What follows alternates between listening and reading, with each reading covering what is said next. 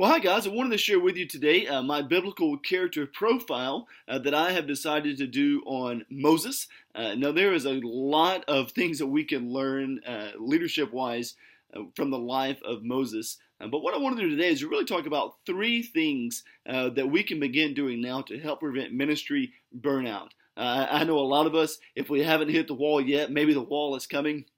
Ministry burnout is a real thing. We see this all the time from mega churches to small churches that for whatever reason, ministry burnout, it does happen. But fortunately, there are some things that we can begin doing now that will help prevent burnout later. So we're going to talk about the life of Moses. And one of the things that we see with Moses is that spiritual health is key. Ensuring that a leader is spiritually healthy can go such a long way and is such a big deal for a ministry. Dr. Thomas alluded to this in the paper that he posted online for us to read this week in his Mark passage. He says that Jesus prayed about the decision to summon the 12, his disciples. That Jesus spent much time in prayer for his disciples and about choosing his disciples. And so we see the prayer life of Jesus is what really his ministry flowed from that. We see in the case of Moses in Exodus 33:11, it says, God spoke to Moses face to face as a man speaks to his friend. Moses had a personal, intimate relationship with God. And again, that is key for any ministry leader because it can go such a long way for the health of the church. And in fact, I would even argue that if the leader is spiritually unhealthy, then the church may be as well.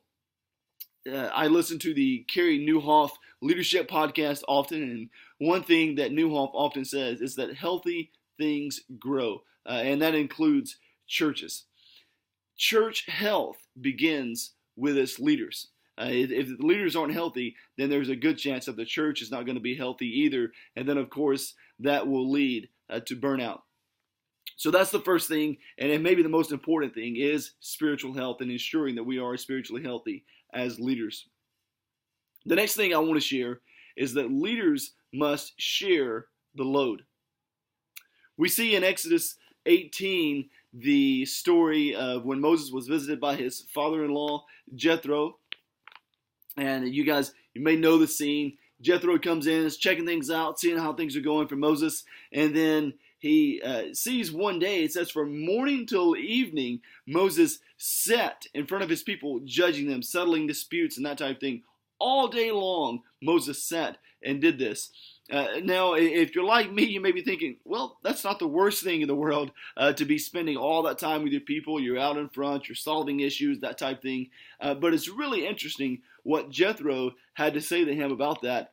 And we read it in Exodus 18, verses 17 and 18. It says, Moses' father-in-law said to him, what you are doing is not good. You and the people with you will certainly wear yourselves out, for the thing is too heavy for you. You are not able to do it alone. I know that's the case for a lot of us. The ministry that we have, whatever role we play, it is too heavy for us to do alone. So the important part of this then is to bring up other leaders, develop other leaders around us who can really focus on the mission of our ministry. One of the lectures for this class, we were talking about the difference in vision and mission. For Moses, he received his vision and mission when he was there at the burning bush. And this is what God said to him at the burning bush.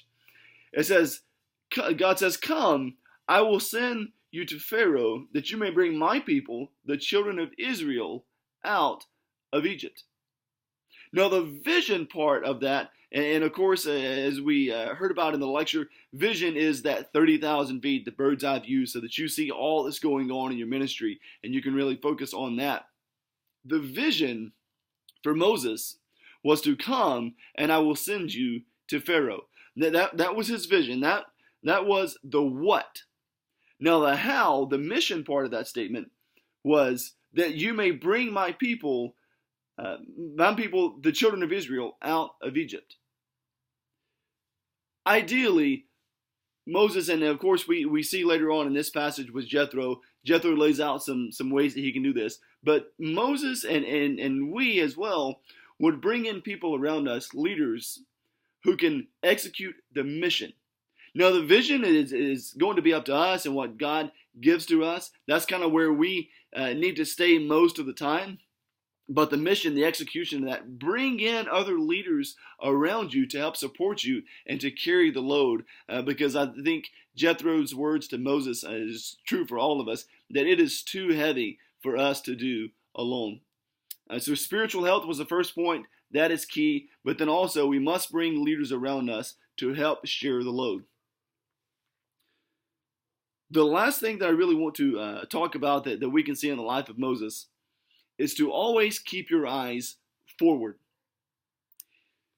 Now, if we get bogged down in the day-to-day, which I know we have to live in the day-to-day, and people are going to have problems, and we should deal with those, and we have tasks that we have to do, but if we're not taking time to really focus on what's ahead for our church and for our ministries, then that is when we get bogged down into that day-to-day and where we eventually burn out.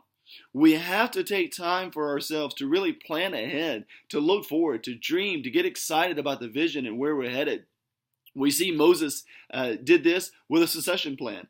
We see, of course, that he brought Joshua along, but Moses always kept the eye forward, his eyes forward, looking to what was ahead. And I think that we could benefit from that as well in our own ministries. Whatever it is that we may be going through, yeah, we have to do the day-to-day stuff, we have to do the task and whatnot. But it is important. I try to do it weekly in my own ministry just to take some time, even if it's just an hour or so, to really think and dream and plan and pray about what's ahead. Spiritual health of the leader is so important. Leaders, we must share the load, and we must always keep our eyes forward to wherever that vision has. And I believe if we can do those three things as exemplified by Moses, then we have a good chance of not burning out in ministry. Thanks, guys.